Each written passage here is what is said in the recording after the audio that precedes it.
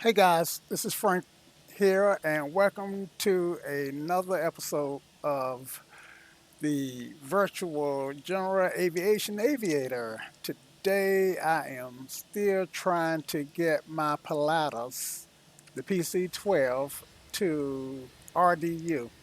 Now,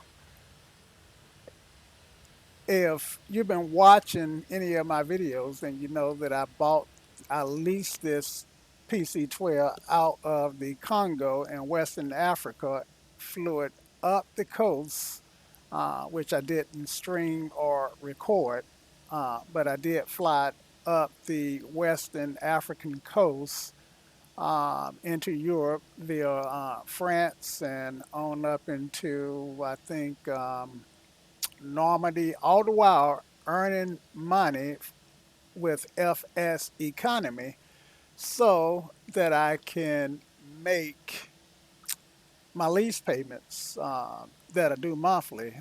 My lease payments I do on the 12th of each month, and it's right up under $100,000 per month.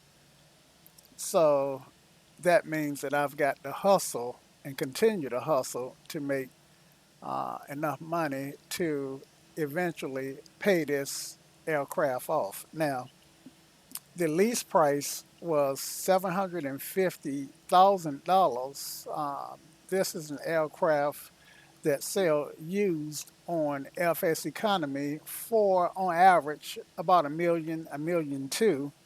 The PC-12 in real life, brand new, sells for around $5 to $6 million. So it's quite an expensive aircraft, but as far as aircraft go, it's one of the most versatile prop aircrafts that money can buy. It's been called the Cadillac of aircraft, meaning that it can be configured as a really high end luxury aircraft, or you can consider the PC-12 a utility aircraft because you can get them in and out of virtually every airport because it has it doesn't require that much distance to take off or land relative to its power and size. Now it is a turbo driven aircraft, which means that it basically has a jet engine up under the column with the prop attached to it. Okay, so anyway, I am going to fly today from Boston, which is where I'm at now, and let's see if we can't get a better perspective of Boston. And there we go. So this is Boston, Massachusetts. This is Logan International Airport. The AI aircraft is being generated with Traffic Global. So let's just turn and take a look at the airport. And as you can see, it really is a busy airport. And you can see the AI traffic coming in. And I have done absolutely nothing to prepare for this flight. So it may take me a while to get off the ground. So without further ado, let's try to go ahead and get started. All right. So it is going to be a FSE flight. So I should go ahead and start the log in to FSE, which I just did by clicking this button, and I'm waiting for it to log in. There we go. No, that was not it. This will turn green once I'm logged in. Um, and I think we may crash. We either gonna log in or we gonna or okay, we did log in. All right. And I am going to pop in to, let's see, I'm going to pop into OBS and see if I got FSE set up, and I do not. So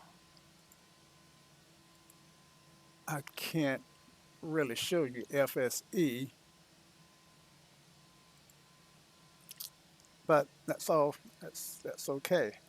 Um, all right, so we're going to move on through our checklist so we can get airborne. Open our doors, refuel.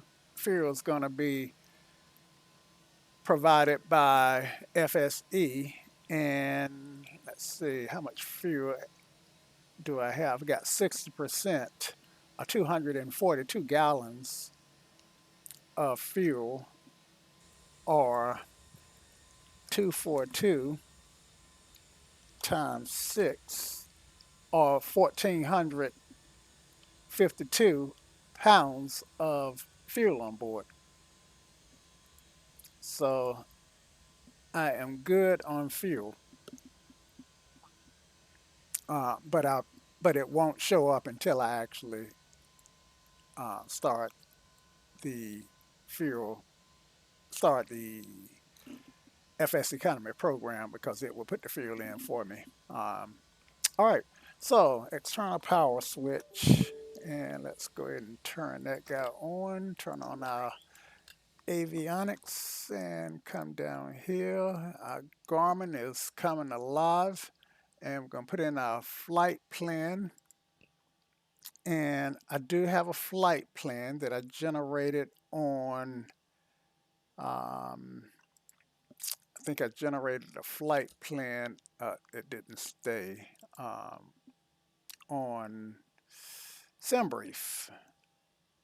And I downloaded the flight plan, and I had hoped to be able to upload it into the GTN 750, but I couldn't figure out how to do that. Let me just try system. Not sure I tried system. Audio, system status, GPS status, external. Yeah, I'm not sure what that is. But I was hoping that I would find somewhere in here a way to import a flight plan like I can with the Garmin 530. And I'm not sure if that's even modeled. But so the good news is it's not that hard putting in the waypoints relative to putting waypoints into the the 530. Okay, so let's get into Sky Vector and find our flight plan. Okay, so Sierra Sierra Oscar X-Ray Sierra 5 is our first waypoint. Sierra Sierra Oscar X-Ray Sierra 5. Okay, let's take the 5 out. I expected that might happen. Okay, because as they update them, then they append numbers to them in real life. And I can actually remove this one and actually just go back there. Okay, and the next waypoint is Bravo Uniform Zulu Romeo Delta. So that's Bravo Uniform Zulu Romeo Delta. Northeast, yep, that look like it's it. Okay. And 35 miles, then 20 miles from that waypoint. Yep. All right. So next waypoint is going to be um, Sierra X-ray, Sierra Echo Yankee. So I got Sierra Echo Yankee. That looks like it might be duplicates found. Okay, that's fine. And Sandy Point usually will put the one that makes sense on top. Okay, and then um, I've got Parch, um, which is Papa Papa Oscar Romeo Charlie Hotel. So that's Papa Alpha Romeo Charlie Hotel. Okay. And then I've got my destination, which is going to be Kilo Foxtrot Romeo Golf. And that's Farmingdale, aka Republic, New York. All right. And that's our flight plan. And let's take a look at it in the map. All right. So, we are flying south. And a lot of this flight plan would take us out, would keep us on the coastline as opposed to over land. And let's see.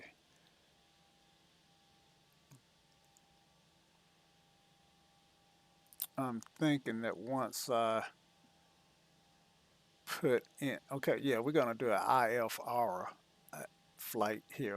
So this will be IFR rather than VFR. It is pretty cloudy up there. And um, and to carry on with our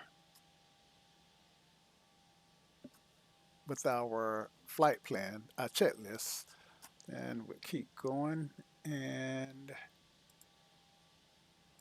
I need to, if I get distracted, because since I'm streaming directly to YouTube, I am having to click on things so I can manage my chat just in case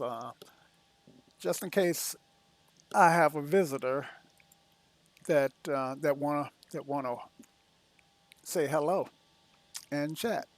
Okay, so now I'm not going to turn my avionics off because I lose my flight plan if I do.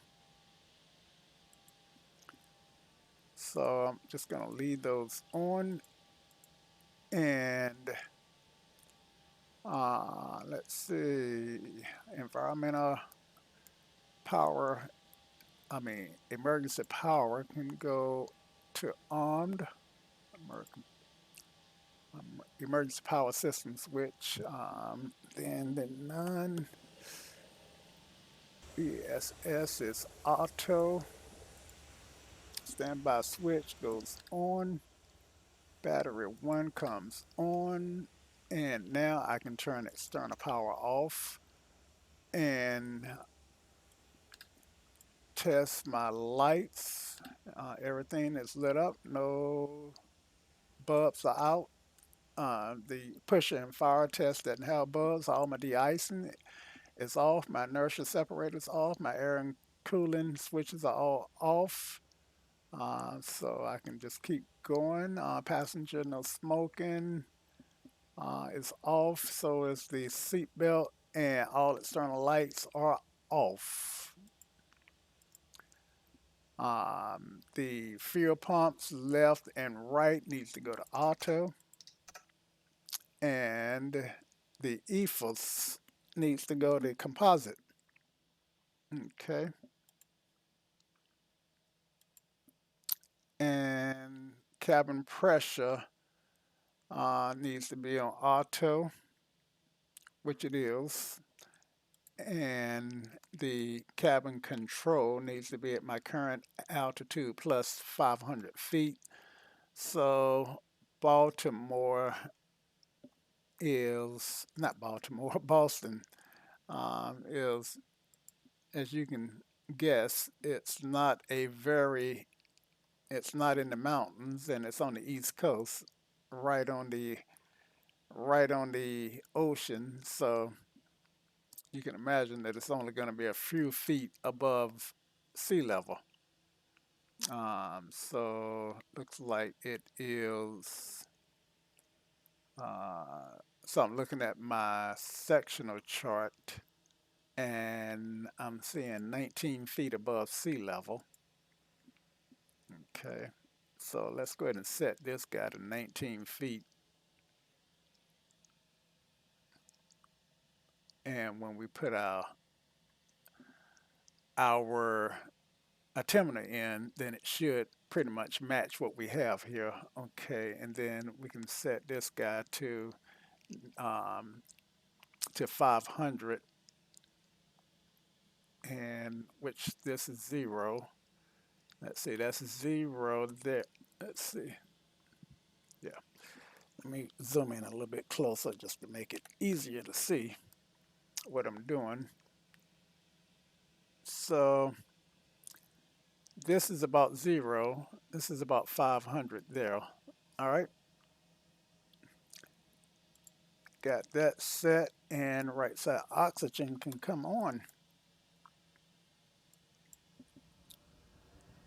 Trim and flap interrupts are fine. They always are. Manual override is fine. Power and condition levels are where they need to be. Ground and cut off. Flaps are set to zero, um, and the fuel, the emergency fuel and environmental control um, levers are pushed and stored. Okay, battery 2 can come on,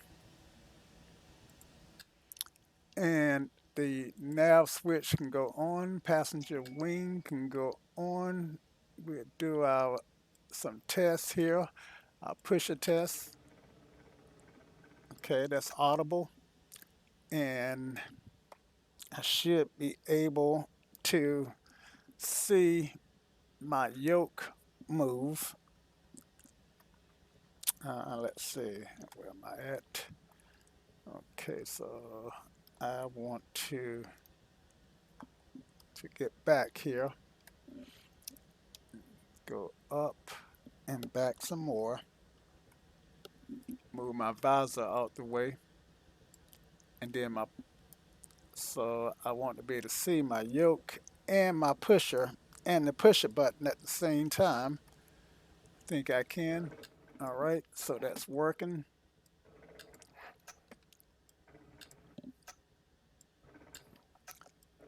Push is fine. And let's get our view set back up to where it should be. And if I do it that way, it may not work properly, so I need to come in this way, so I don't wind up getting behind that seat. That's so annoying when I'm zooming and get to that seat. Okay. All right. And then the fire warning. And okay, that's audible. Okay. So now that I'm here at fuel, I do want to go ahead and load my passengers and set my fuel because I tend to forget if I don't. All right, so my fuel is at 60%, and so that's okay. And my batteries are zero and mount, and at least minus to four. At least one of those are modeled. My fuel reset switch. You see that's negative 662. Go to zero once I mash this switch, and that's done. And request engine start. Okay, so my beacon light usually have to come on first, and and I can come back here and test my um, ethos, and everything lights up. No bulbs are out, so that's fine. And then we're gonna start the aircraft. Okay, but before we start, we're gonna make sure that nobody's around. So we're gonna clear left, center, and right, and we are cleared. And doesn't do any good to holler prop clear because I don't have a window that I can open. I wonder if this window is modeled. Um, I'm always learning new stuff. Now, in this particular aircraft, the window is not modeled. I do have a PC-12 where the window is modeled. Okay, um, so let's let's hit our starter button and monitor our gauges. And when the buzzer stops, we're going to introduce fuel. Well, when we hear the beep, we introduce fuel, and then when it stops, we got a good start. Okay, so yep, we got a good start. Oil pressure is up. RPMs are coming up. Torque and ITT, NG, all within parameters. So we are looking good. And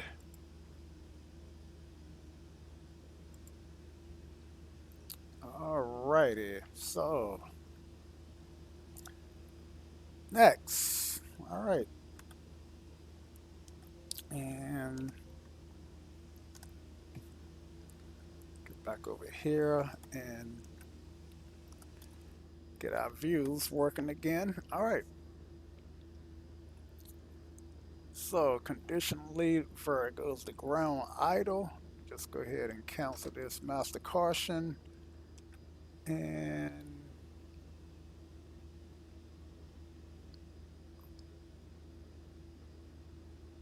once it goes to ground idle, then it should check off itself.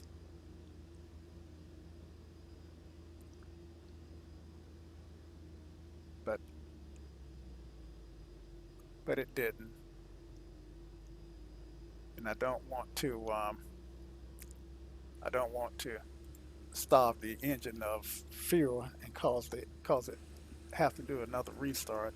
Okay, generator 1 and 2 can come on. Avionics 1 and 2 are on. Inverter can come on, and standby can go off. All right.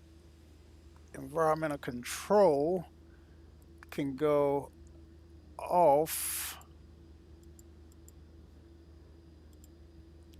and torque needs, I need to see 3.5 on the torque. There we go. And so torque is okay. And no warnings, nothing on the annunciator warning panel. And our radios are on and set.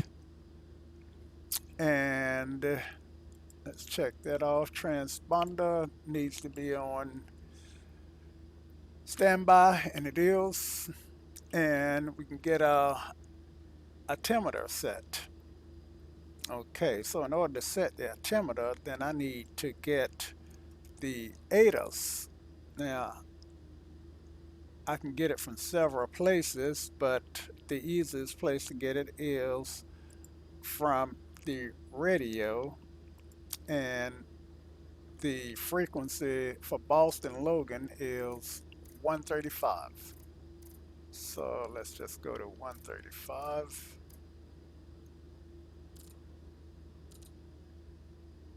and flip that in and turn that radio on.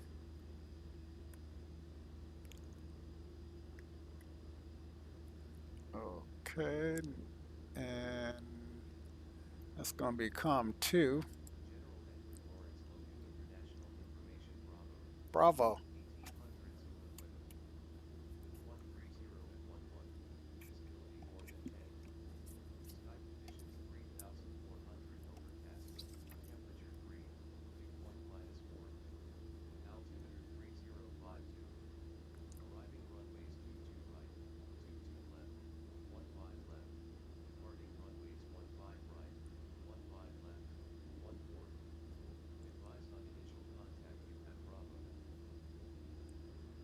Okay, so got Bravo, and let me get the winds again.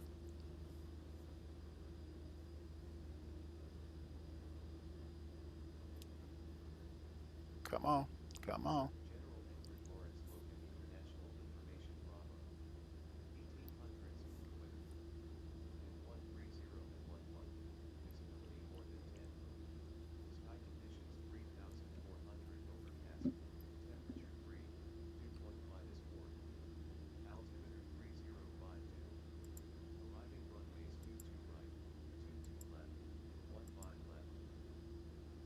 Okay, so winds are 130 at 1-1, and um,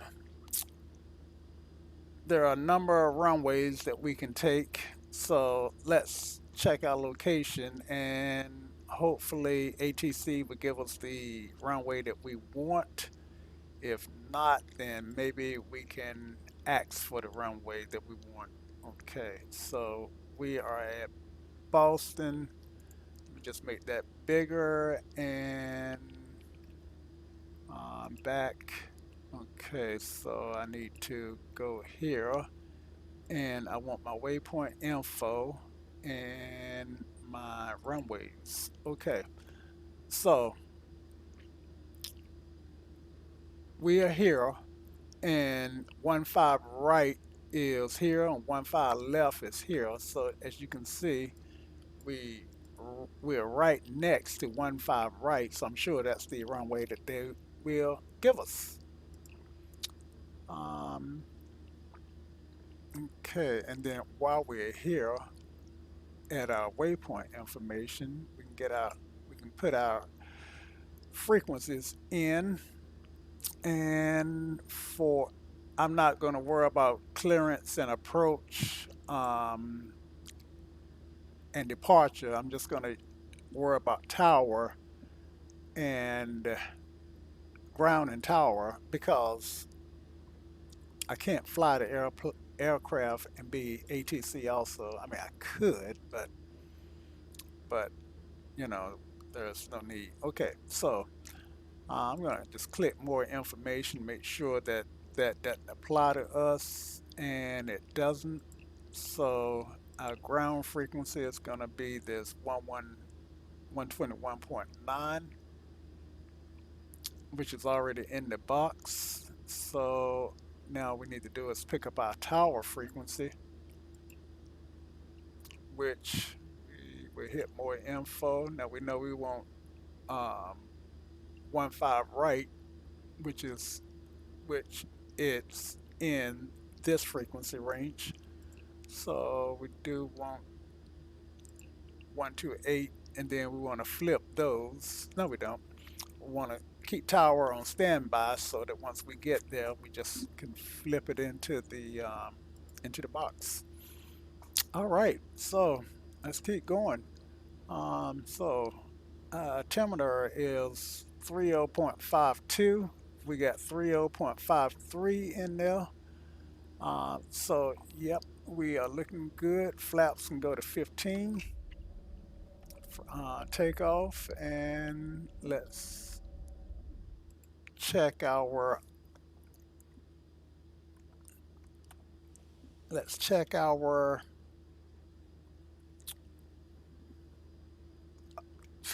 autopilot. Oh man, I almost couldn't think of what that was. Let's check our autopilot. All right, so we test, make sure all our bulbs are working, and they are. Turn it on, and it look like it's working. Trim, it's trimming. So we're good to go there, and we can turn it off. Cancel these guys,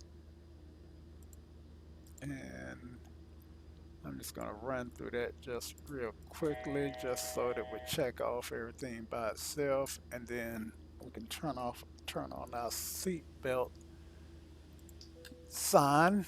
And for de-icing, let's see what the outdoor temperature is. Okay, so it's 3 degrees Celsius, and so I'm gonna go ahead and expect to use some probe heat, and I always turn on my inertial separators on taxi, um, and right now it's a comfortable 73.4 degrees in the cabin, so we want to adjust anything there. A horse is slaved and counterclockwise. Alternate stabilizer needs to be adjusted, and so it is. All right, no warnings, and we are good to go. So now we can taxi.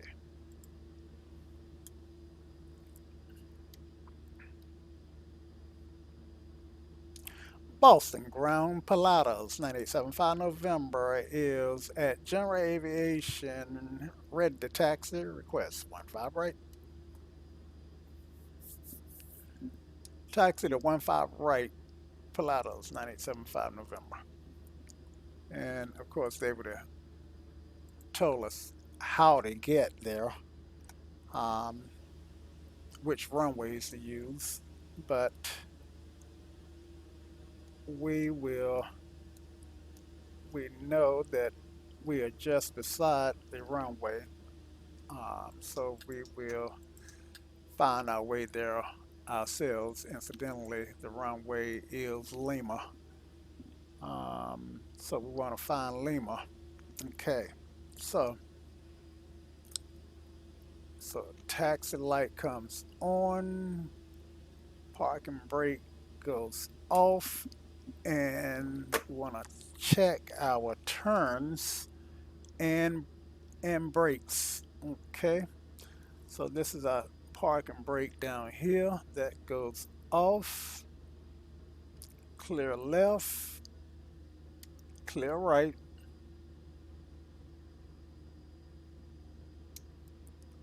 Okay, and right brake works, left brakes work, both brakes work, left steering works, right steering works. All right,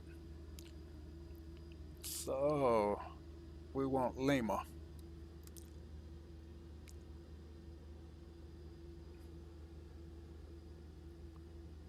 And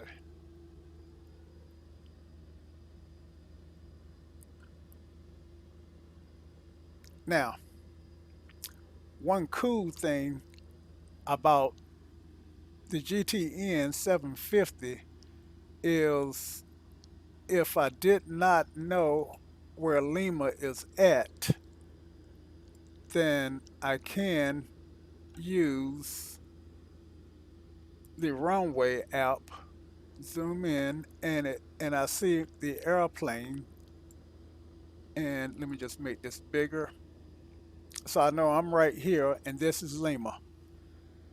So that's really helpful.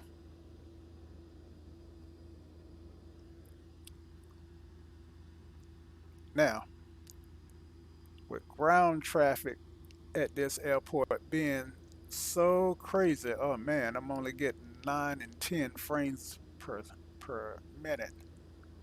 Um, let's see what I got running in the background. I got 3 browser windows open in the recording software running. Okay, so if I, okay, he paused. Maybe I can get across here.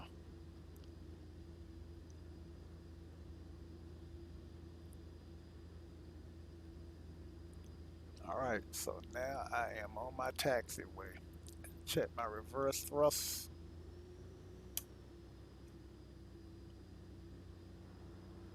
And my reverse thrust is working as expected. All right. So I'm on Bravo. What am I doing on Bravo? Okay, so I'm taking Bravo to Lima. Okay, so once I cross this line, then that means that I am in the movement area. So I'm strictly up under the operations. There's Lima. I'm strictly up under the operations of ground traffic now. Okay, so this is Lima.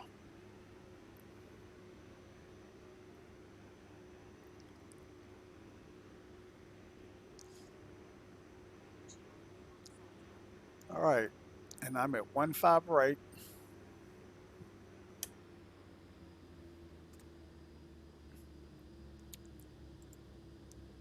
And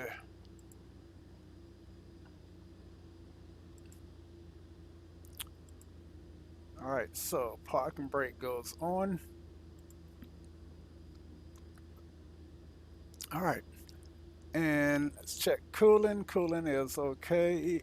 ESC is off. I know I'm on auto. Landing lights come on. Taxi lights go off. And seatbelts is already on. And I can request taxi. So I want to switch to tower.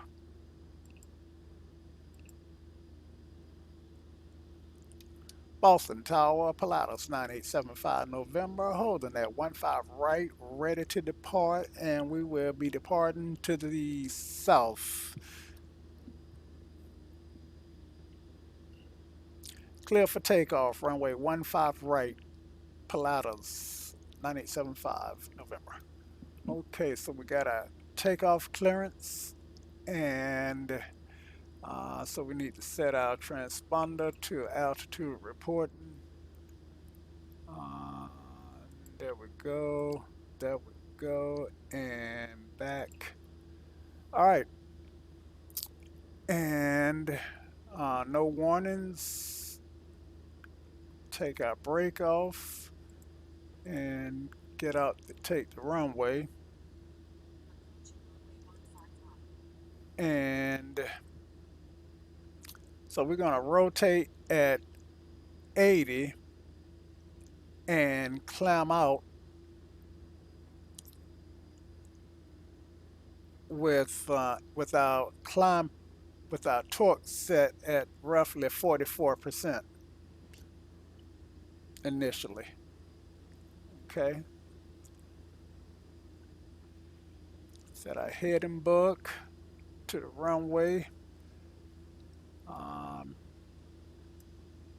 Heading.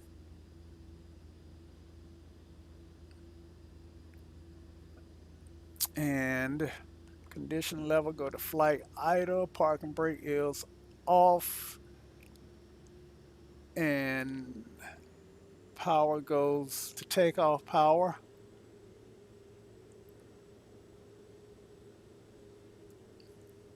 And we're rolling. Airspeed's alive. Rotate.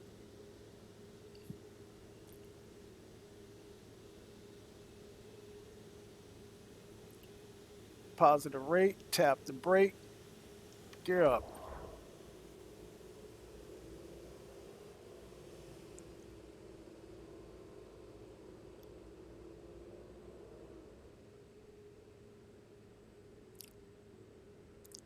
We are holding our runway heading for the time being. We do have flight FS economy running. Usually I get a message about now saying flight FS economy is not running, but this time I did remember to start it. And generally speaking, um, departure will get us up the altitude in steps, but we're gonna go straight up to our departing to our flight level of let's see, we are going up to 16, and I should have did this on the ground. All right, climb out at 16. Yaw damper comes on. Landing lights can go off. Initial separator can go off. Stroke probes can stay on.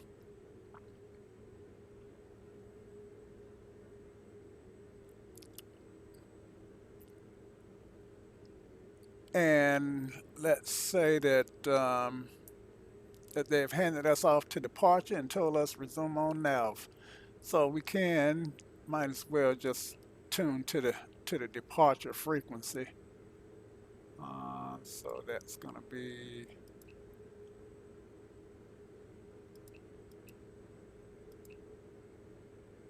this frequency, and put that in the box. Environmental control system can go to auto, and AP can come on, and power can come back to 36.9. Flaps can come up.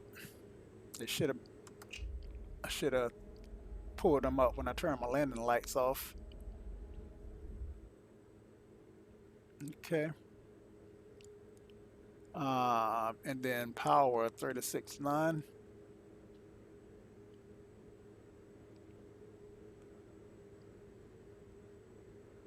And this is just for fuel management, pulling that power back. And let's adjust our cabin pressure, and we will set the cabin pressure for 16,000. There's my 16 right here. So it is set, and also we're climbing out at 14, but I am going to set my climb rate to about 1,000 because I won't be able to hold that. Well, for 16,000 I could hold that 14. I'm sorry, 18, 16 is what I got, and I should be able to hold at 16 all the way up. I may fall back into the arc, into the white arc in doing so, but I'd be far from stalling. Okay, so that's done. Passenger, no smoking sign can come off. Let's see what the weather looked like. Let's see if we got any turbulence. Look pretty smooth. Okay, so I am going to turn the seatbelt sign off and let the passengers unbuckle if they choose to do so. No de-icing. I'll keep an eye on the wing, see if I build up any rim ice, and I won't get into transitions, into airspace transitions, and our next checklist is going to be cruise. Okay, so let's get our map on, make sure that we're on course. And we are follow the magenta line. Follow the magenta line. Follow, follow, follow, follow, follow the magenta line. All righty. Up, up and away. 1,600 feet a minute. And that's the up attitude that we get for 1,600 feet.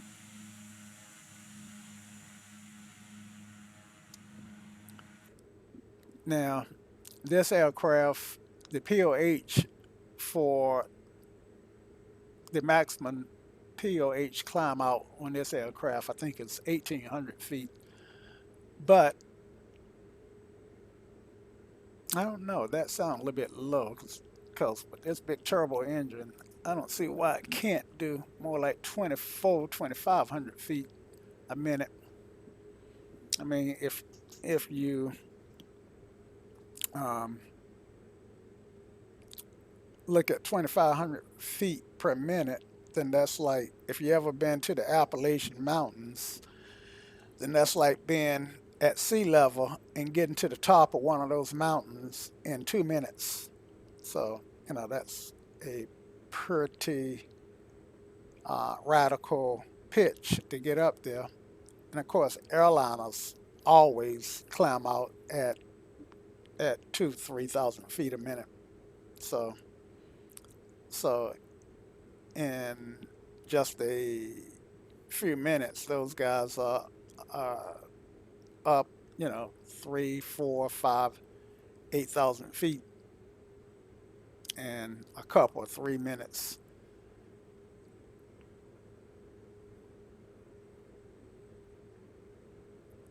So let's go ahead and check our parameters. Torque looks good. ITT with torque actually can come up just a touch.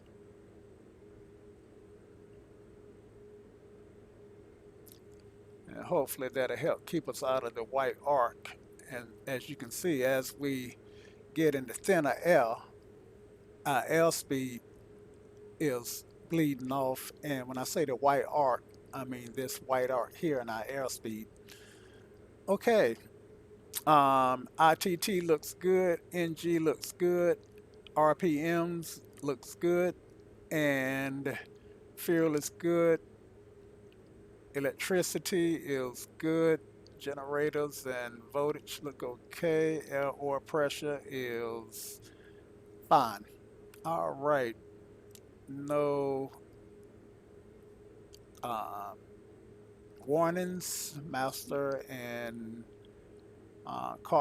caution and warning lights are off. Trims all in the green, and we are um, just in cruise. Outside air temperature is minus 20 degrees Celsius, which is minus 50 degrees Fahrenheit.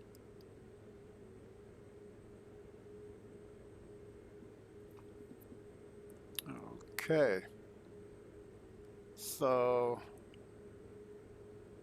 the um, the conversion calculation from Fahrenheit to Celsius is Celsius to Fahrenheit is the the Celsius temperature times 1.8 plus 32.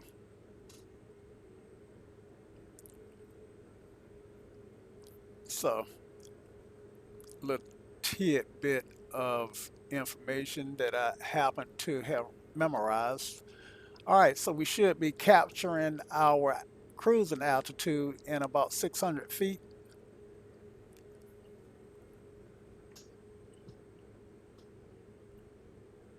We should get our warning at about 200 feet.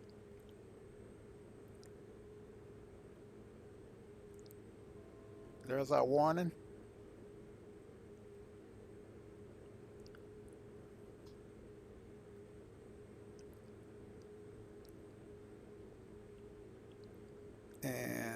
16,000 feet. I think I was saying 100 feet. I was looking at the 100, but anyway, yeah, 16,600. Anyway, I hope you guys knew what I meant. Um,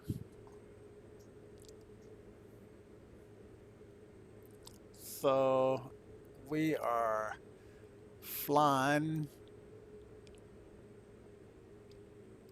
around the clouds now. And we do have a flight plan on file, and we filed for 16,000 feet. Okay, so our cabin pressure is at 16,000. We're good to go there. Our rate of climb is 0. Our inertial separator can come off now, which it is. Our probes, we're going to leave on. De-icing and altimeter doesn't apply. And we're okay on fuel. And for long range cruise at 16,000, we would pull our torque to 22.3, but we're going to use the performance cruise. And so we're going to pull our torque back to about 35.5. Okay. So we're at 35. Actually, we're going to push it to go ahead and put that 0.5 in now. And we are there. Okay, that should give us a cruise speed of around 205 knots. I'm seeing about 200. Yeah, I'm at about 2.5. Okay, so cool. All right, so our next checklist is descent, which I always forget to start that checklist before I descend.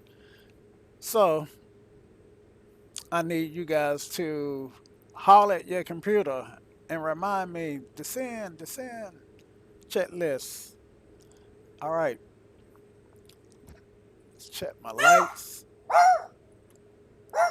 And my co-pilot is fussing. It's funny because I do these videos and then sometimes I will play them and he can hear himself barking. And occasionally he will bark at himself barking, which for some reason I find fairly amusing. All right. So this is where we check our email. Not in real life, but without anybody joining on the live chat to keep me company, then I can fly and check email. And because basically I've got a couple things to do. I need to be looking out for traffic, and that's something that I would really like to be able to do. It's just that my in order to see traffic in this little display, I would need to zoom in, I guess, to about here, and that limits my view, but I can zoom in for right now. And to help things, I can set this on arc. I think my look ahead is 148 nautical miles, no, 14 nautical miles. No, 148 nautical miles. I got this 148 here, and I think that's my look ahead, or it might just be 2 nautical miles. Let's figure it out.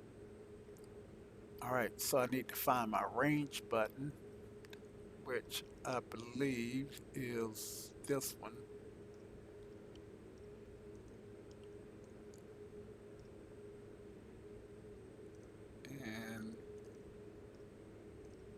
0, 1, 2, 4, 6. So, so yeah, this is coded. I forget that. And I would have to pull up the Iodine manual to see what a number 4 look ahead is. Um, but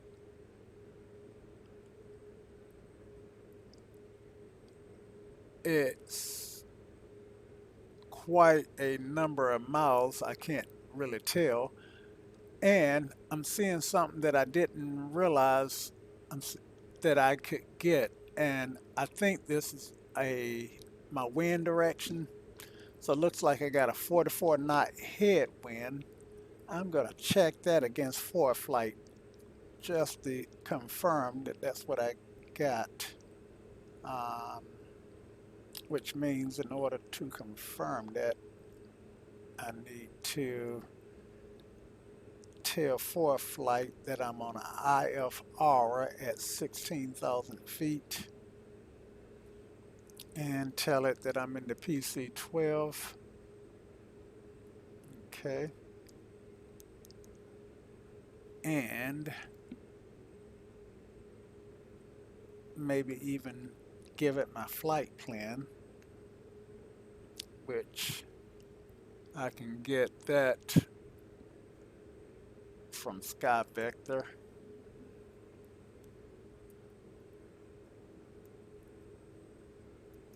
And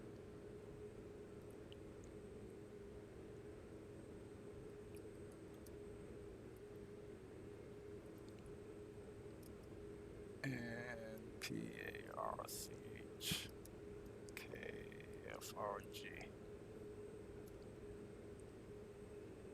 and KBOS. All right, so I just put in the flight plan, and lo and behold, I am not getting winds in forward flight. Yeah, I am. Just got it. Just picked it up, and it says I've got a 13 knot headwind. So that 44 is not a headwind. Because well, that's at 8,000.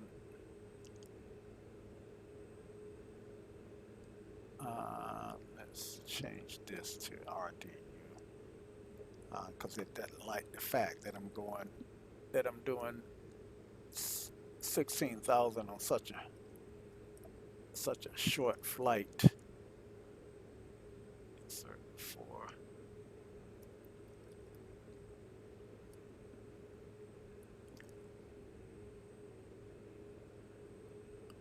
Okay, 16. And at 16,000, looks like I've got a decrease in headwind. I've got a 9 knot headwind. So, given that, I would have to say that the 44 that I'm seeing here are the 47 is, I'm not sure what that is, but I'm on a course of 245, and this number is, I'm sure that number means something, and it may make me a better pilot to know. Let's go down here to the Abaddon, zoom in. Let's make sure we got normal traffic on. Let's check our weather. Let's see. Let's just play around with this guy. TALS, traffic advisory weather system. I think. Let's go to radar. nothing on the radar. And tolls is, I think that's traffic advisory warning system, I think. I said radar, but yeah, so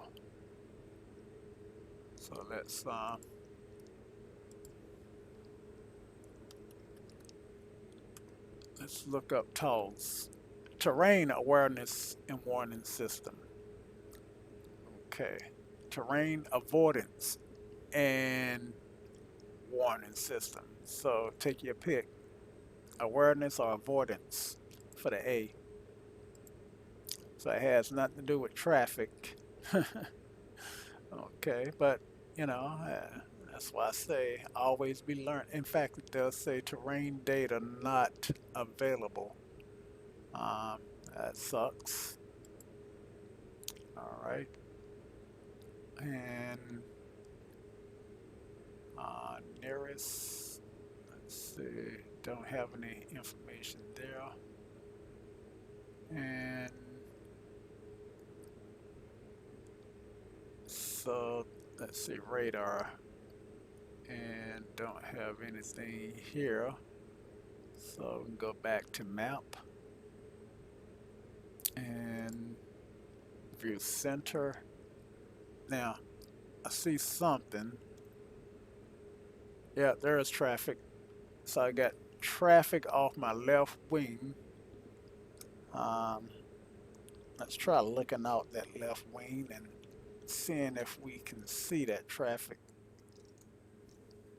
And I'm actually looking, oh man, I wouldn't be able to see it because of the clouds.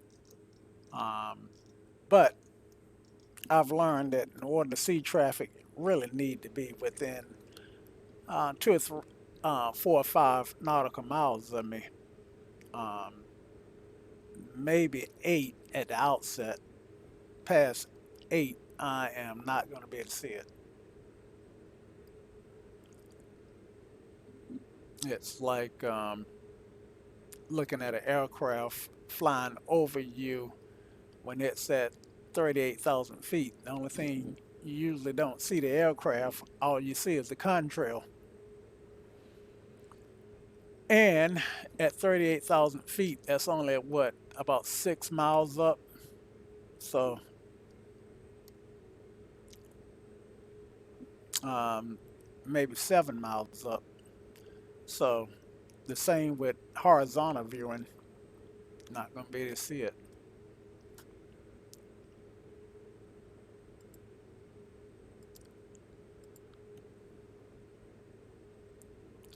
And so I am trying to keep an eye on my chat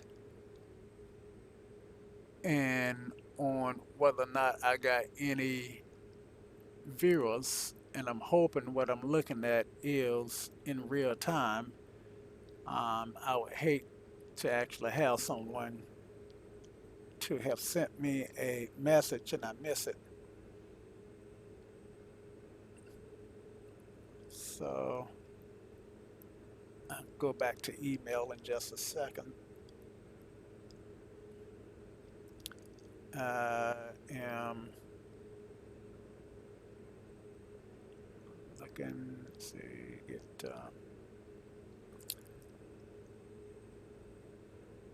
okay, so I do see me live on my iPad. I was wondering how to pull up my live streams, and it doesn't show up until I actually go live. Okay, so I can leave that running and switch back and forth and go to back to my email. Okay, so it says I got one visitor. That would be me for just popping in. Okay.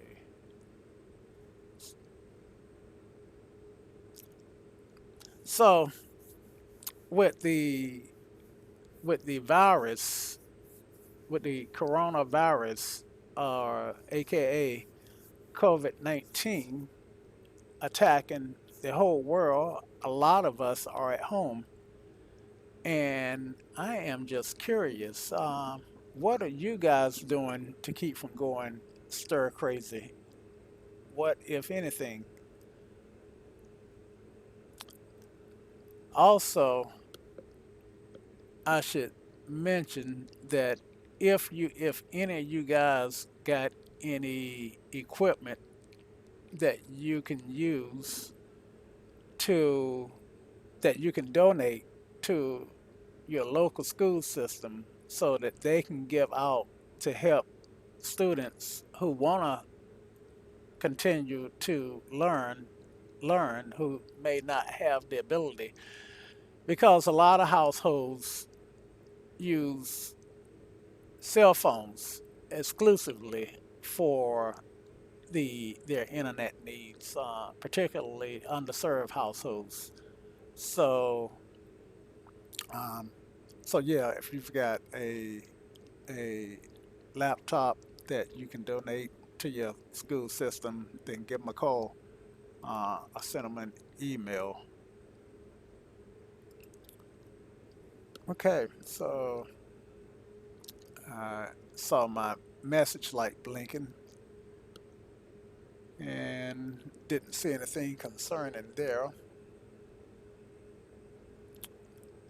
And it's funny, everyone who I ever did business with seemed like they're sending me an email telling me about what they are doing um, for this virus. I think a lot of them are doing it not so much um, because they're really doing anything. It's just a way to get their name back in front of you.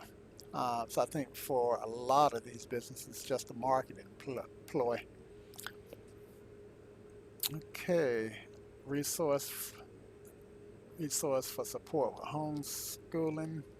Yeah, we just talked about that. Well, we talked about donation, not homeschooling, but that's another thing. A lot of you parents, and my daughter is way past um, need my help in school. She still is in school. She's becoming a nurse practitioner.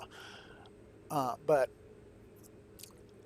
just suffice it to say that that's another avenue that you can use, even if your kid don't get credit, just to keep him or her ahead of the pack, or keep him or her running with the pack. Then homeschooling is an option, especially if you are having to be at home anyway.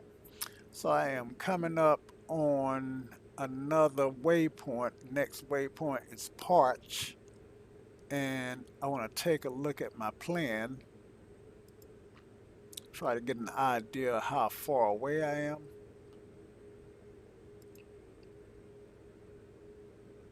So at Porch, from Porch to Republic, it's 63 miles rounded. So I can actually start getting down. Get on down. And I am going to start at 600 feet per minute. I don't use a top of descent calculator. Um, and I am mathematically or arithmetically, butchering words. If any of you guys follow me, you know I tend to do that often. Oh man, I told you I was gonna forget that descent checklist. All right, power adjust, because as I head downhill, I do pick up speed. So I am gonna pull back to 22. All right, and cabin pressure, I am gonna descend at around 1600 feet per minute. So that's gonna be somewhere there about. I am gonna descend to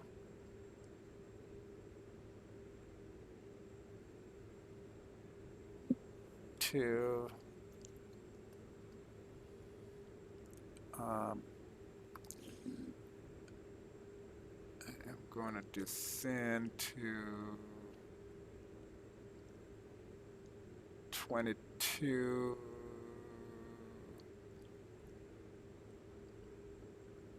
Well, yeah, de- descend on down to about 25.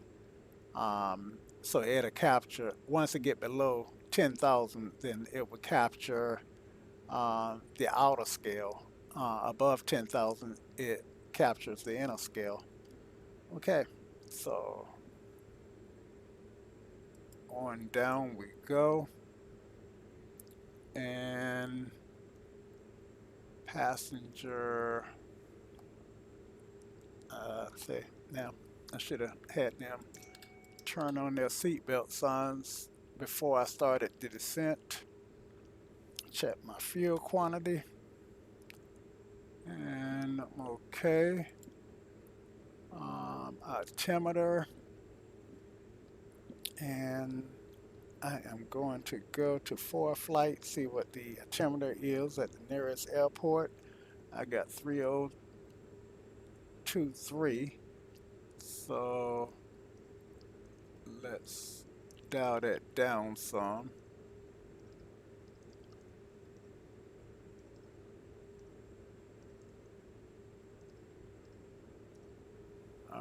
Okay, and that's that Kilo Mike Tango Papa.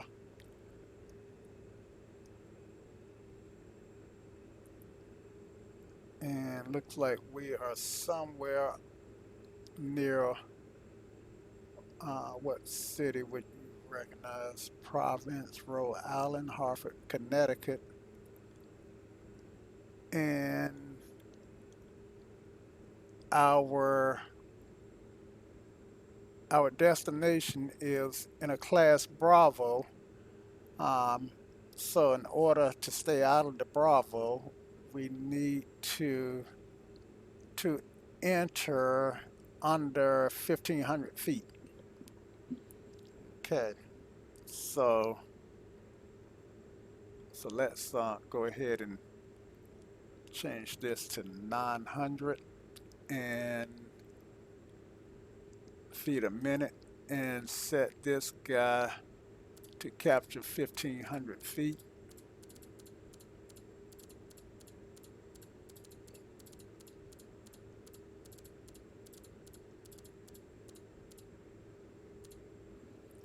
Which is fairly low for New York. So we just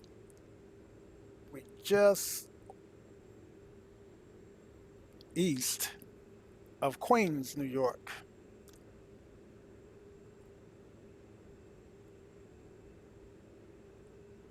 Farmingdale. All right. So we're still at about 205 on the airspeed, and we have started our descent into Farmingdale. We are 69 nautical miles from Farmingdale, or 6 miles from our Parch waypoint.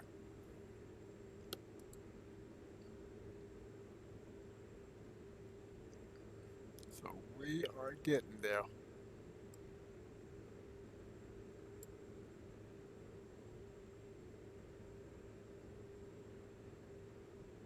And we think we're doing a 900 feet a minute descent.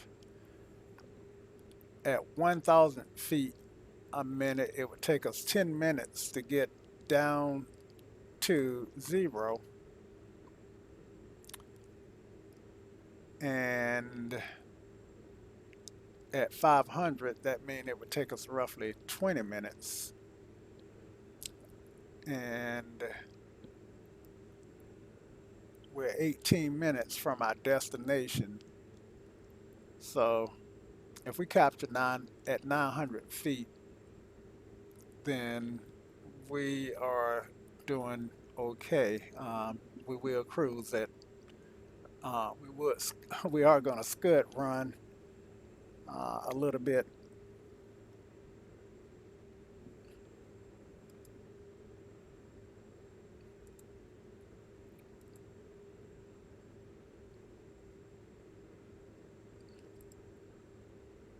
So this is our destination, and this is where I always fall behind the aircraft. For some reason, I never think to go ahead and do and prepare. I'm like, well, I'm still 50 miles out. Why it's early to prepare, but it's not. I keep hitting the wrong click button. Okay, so let's get our ATIS 126.65.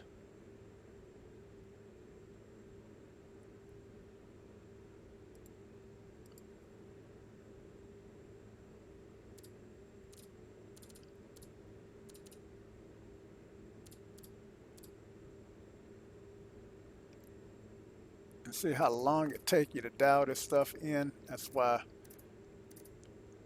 you want to do it before you get to your airport. All right, so I may be close enough to pick it up, even though I'm in the clouds. So let's try it and see. 126.65. 126.65. Com 2 is on. All right, so I'm just not close enough yet. All right, so I just leave that there, and um, let's go ahead and put in ground, and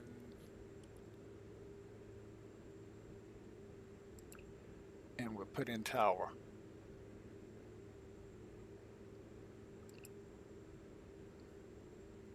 All right, so we got two ground. We got some information on ground, and 12 to 4. Okay, so that's not anything to be concerned with. And tower, that's not anything to be concerned with. And then we got a secondary tower frequency, and that's not a thing to be concerned with. Okay, so we put our tower frequency in, and then we'll swap that out, and we are ready to make our calls once we get close enough. Okay.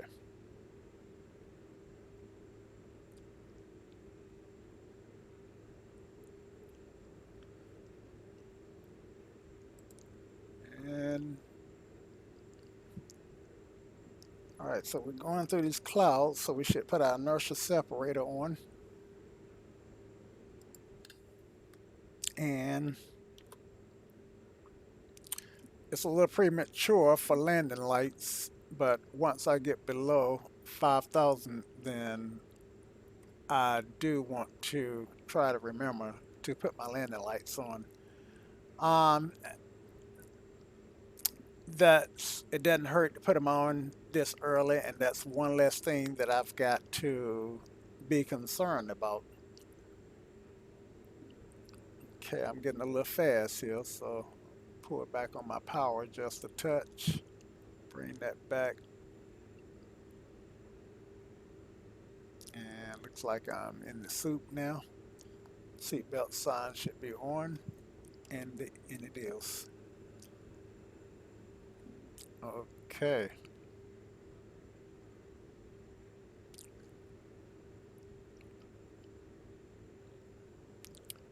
And I am in the soup, going through the clouds,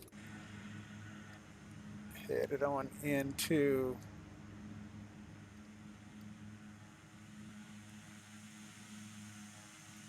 Farmingdale, New York.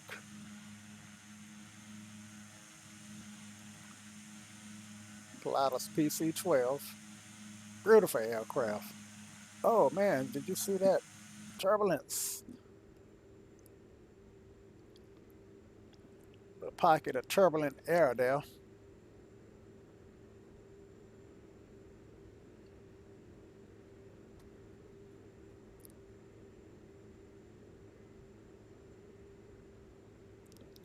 And go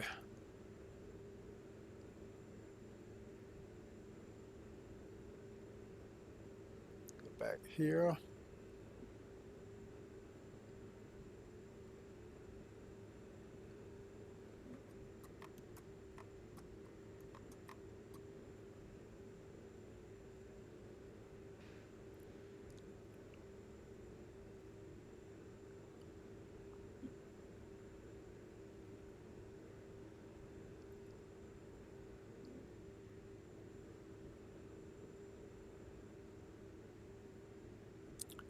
And hopefully we get below the soup in a second.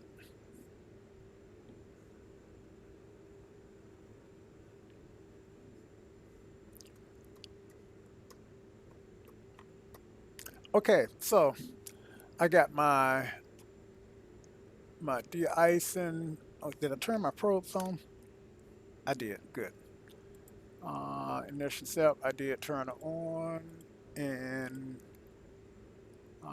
so let's get ready for the approach.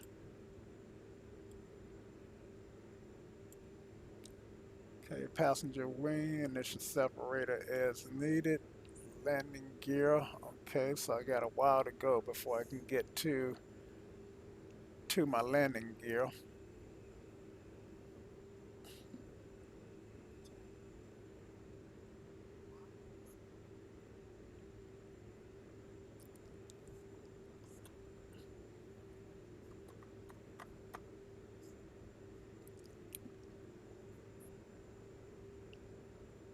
And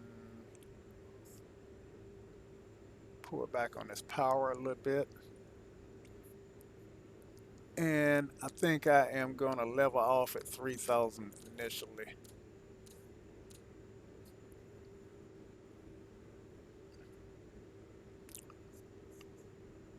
Okay.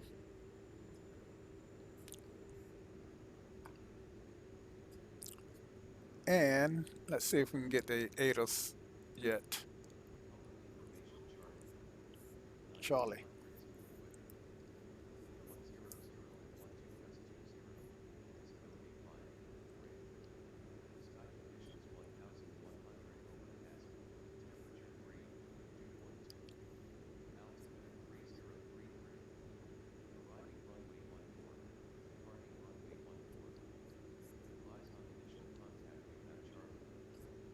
Charlie. So we're using runway 14, altimeter is 3033. I just need to get my winds.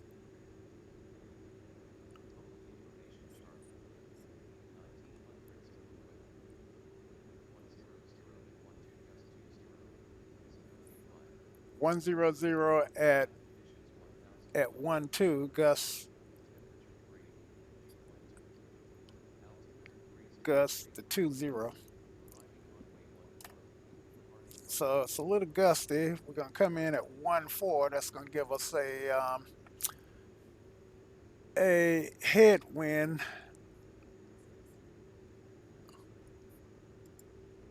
Uh-oh.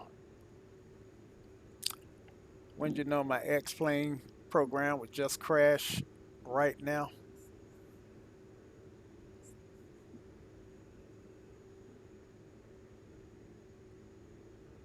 And whenever that happens, I always hope that it's gonna recover, but it never does. So I'm just SOL.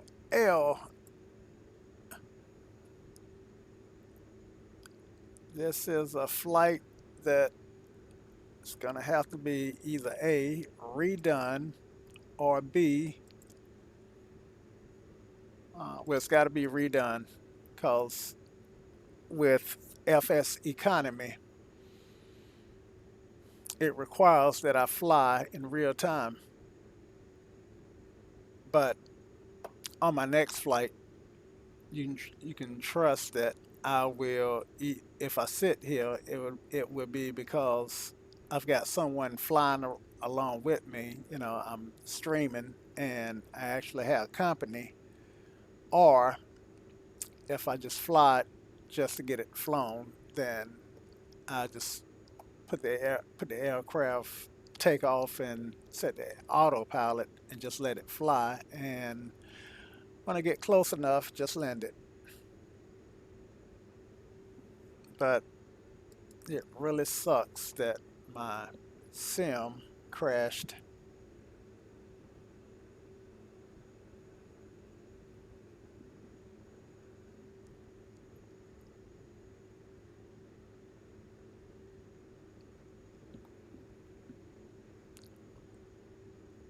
So I am trying to see how long it's gonna go before it actually do anything.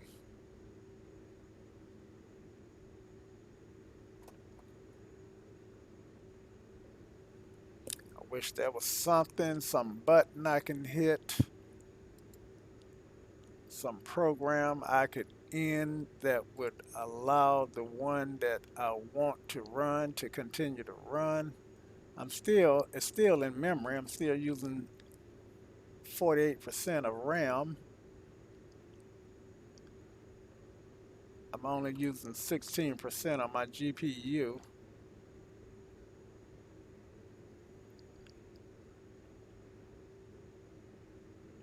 And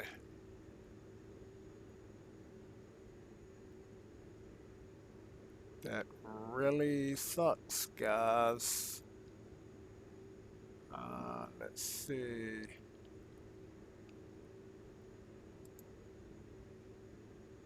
Da, da, da, da, da. Bum, bum, bum, bum. Bum, bum, bum, bum. Bum, bum, bum. Bum, bum, bum.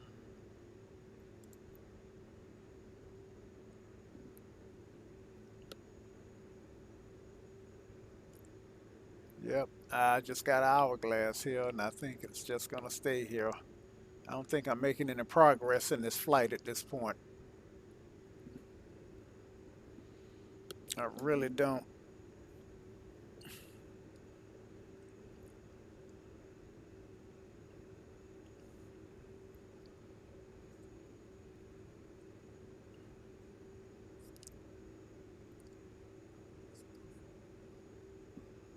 So let me.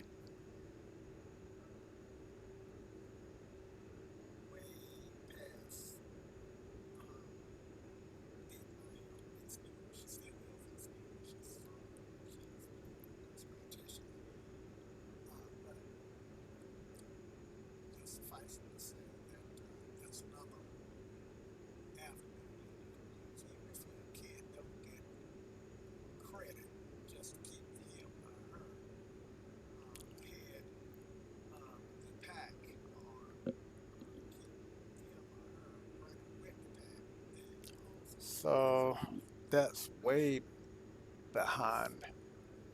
Okay, so I am gonna go ahead and end this because there's no need of just wasting the time.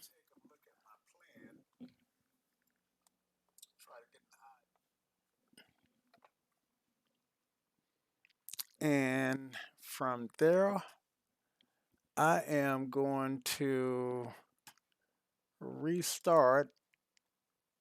And unfortunately, I can't pick up from where I left off. And after flying for what, an hour or so, maybe an hour and a half, I didn't time it, but I am I'm going to end the stream and we will do it again. If it wasn't for LFS economy, I would just start at the next closest airport and go ahead and complete the flight from there. But with FS economy, I am forced to complete the whole flight in one setting. So, anyway, you've got my plan, and it's unfortunate that you wasn't able to see me land this bird, but next time. And anyway, in any case, remember, guys, a good pilot is always learning. Ciao.